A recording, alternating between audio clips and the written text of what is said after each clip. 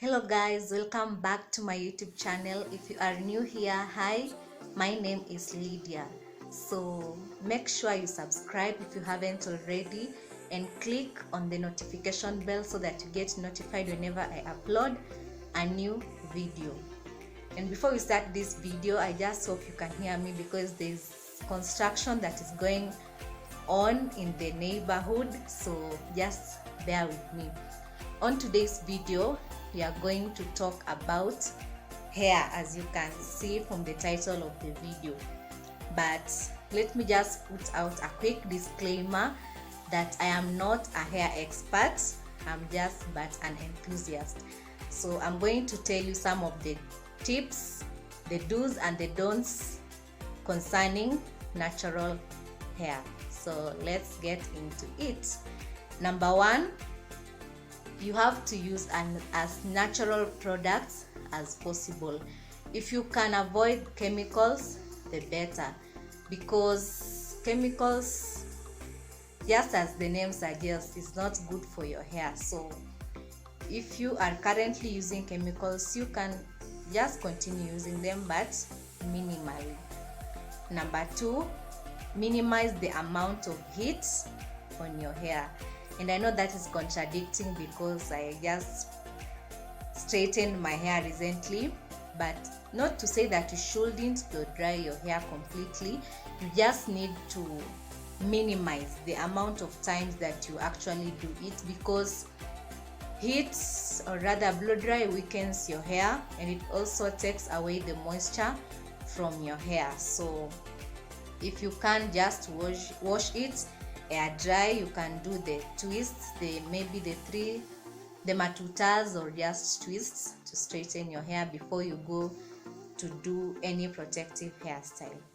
And then number three, wash your hair only when necessary, because when you wash your hair every now and then, it's like you are putting too much pressure on the scalp and it might result to hair breakage.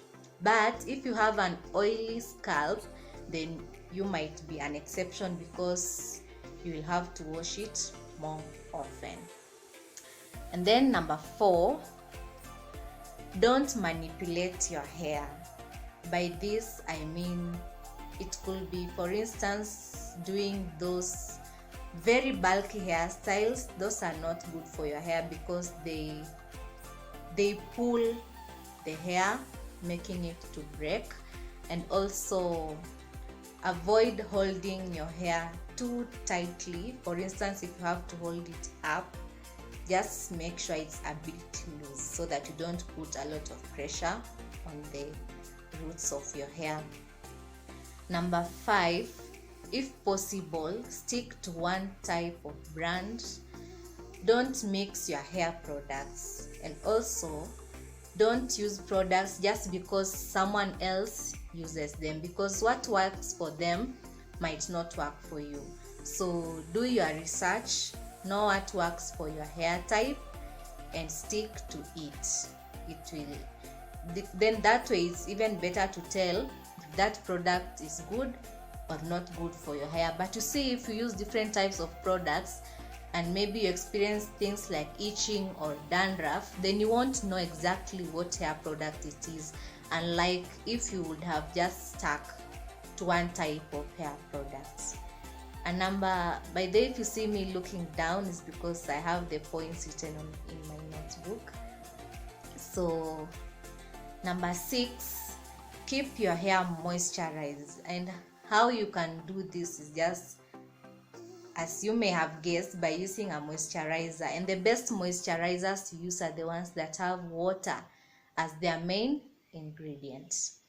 And then number seven, rinse your hair with cold water.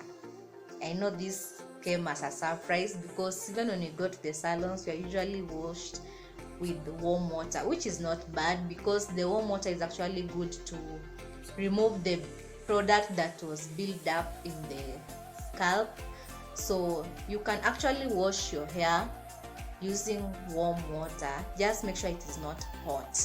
It can be warm, but the final rinse should be done using cold water. because it's good for blood circulation in your scalp, and it also helps to retain the natural oils in your hair.